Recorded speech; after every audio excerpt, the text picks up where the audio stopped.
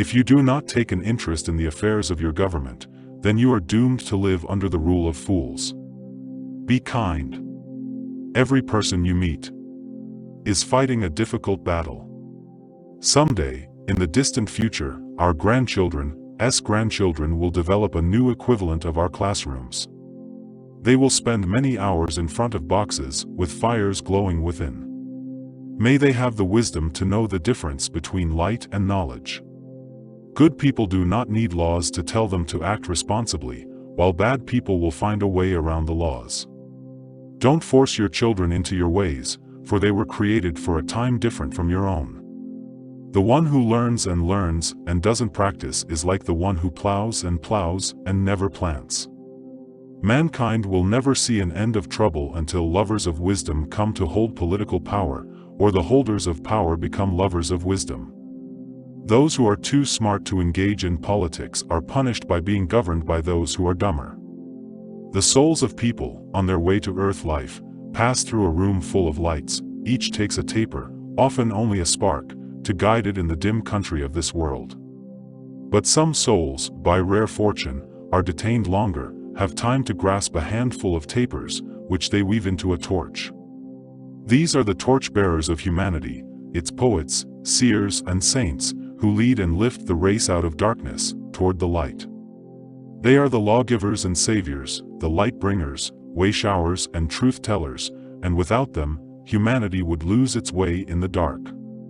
The greatest mistake physicians make is that they attempt to cure the body without attempting to cure the mind, yet the mind and the body are one and should not be treated separately. Excellence is not a gift, but a skill that takes practice. We do not act rightly because we are excellent. In fact, we achieve excellence by acting rightly. There should exist among the citizens neither extreme poverty or again excessive wealth, for both are productive of great evil.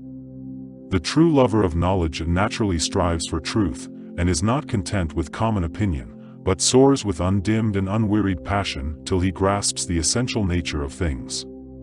Perfect wisdom has four parts: wisdom, the principle of doing things aright; justice, the principle of doing things equally in public and private; fortitude, the principle of not fleeing danger, but meeting it; temperance, the principle of subduing desires and living moderately.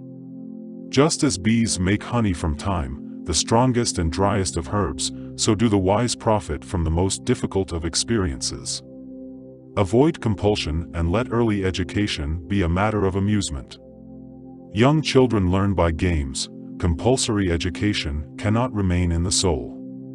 The people always have some champion whom they set over them and nurse into greatness.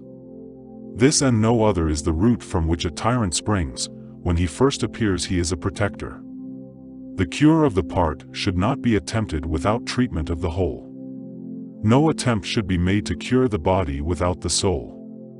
Let no one persuade you to cure the head until he has first given you his soul to be cured, for this is the great error of our day, that physicians first separate the soul from the body.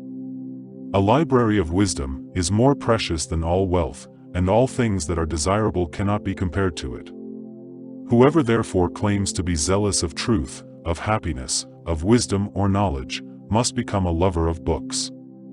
A man's duty is to find out where the truth is, or if he cannot, at least to take the best possible human doctrine and the hardest to disprove, and to ride on this like a raft over the waters of life.